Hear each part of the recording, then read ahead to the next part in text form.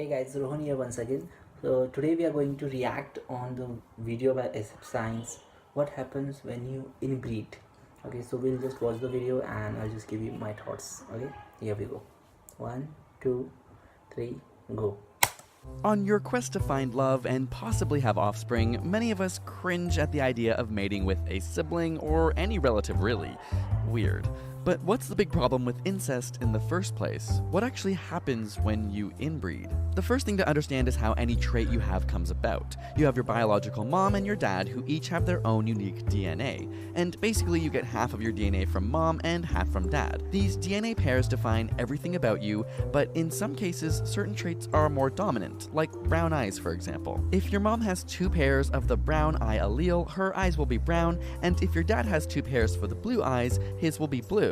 As a result, you'll receive 1 brown gene from mom and 1 blue gene from dad. But brown eyes just happen to be a dominant trait, meaning even though you get 1 brown and 1 blue from each parent, your eye color will actually be brown. It takes having 2 recessive alleles to exhibit the other traits. In this case, if you got 2 blue alleles, you'd end up having blue eyes. So what does this have to do with incest? It turns out that many specific diseases or disorders are recessive and require you to get the gene from both your mother and father. They can each carry 1 and be perfectly healthy, making it difficult to know that they are carriers. As a result, if your dad has 1 allele for a disorder, it's pretty likely that his sibling or relative probably has it too, because they would have gotten it from their parents or other relatives.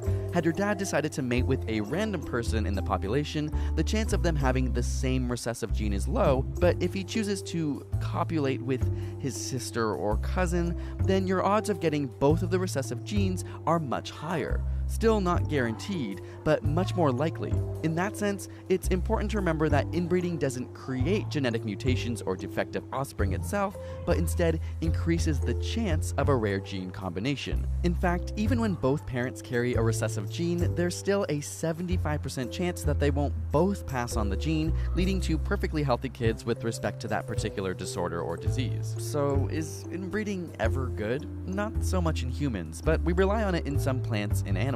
In fact, different dog breeds are the result of breeding relatives with similar desirable traits like coat color, height, or snout size, but we can even see the risk in dogs, with many purebreds suffering from hip problems, eye problems, and more, while mutts or dogs with genetically diverse parents tend to be healthier.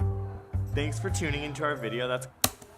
Okay, so we just stopped the video and it was a very fascinating video and it's a very simple explanation why you should not inbreed. Okay, so it has everything to do with our DNA. Okay, your mom has a particular set of DNA, your dad has a particular set of DNA. So let us consider an example where your dad is healthy and mom is healthy. So you are probably going to be healthy. But if one of them has a gene which might give some problems, so there are 2 gene pool. Okay, he has 2, your mother has 2. One of a dad gene is unhealthy, so if that is passed on to you, you might be unhealthy, but you don't need to worry because your mom has both the healthy genes, so you'll be healthy and you'll be in a healthy offspring. But what if the case is both of your mom and dad has that unhealthy gene? So let's consider that is the problem in inbreeding. Let's say this guy has 2 genes, one unhealthy and one healthy, and another girl who is a sister has one unhealthy genes, healthy genes. So any of the 2 genes might pass. So there is a high chance that both the unhealthy genes passes to you and you become an unhealthy. So the case is, if you inbreed, there is a higher chance of a genetic disorder in the offspring. It doesn't guarantee it, but there's a higher chance. But in general, you should not inbreed. That's my case, because somewhere along the lines, if you start inbreeding and make it something legal or morally right, then it will keep on happening, and at some point there will be more disordered genetic symptoms in the offsprings. It is a matter of probability and time, and that will come earlier if there is inbreeding.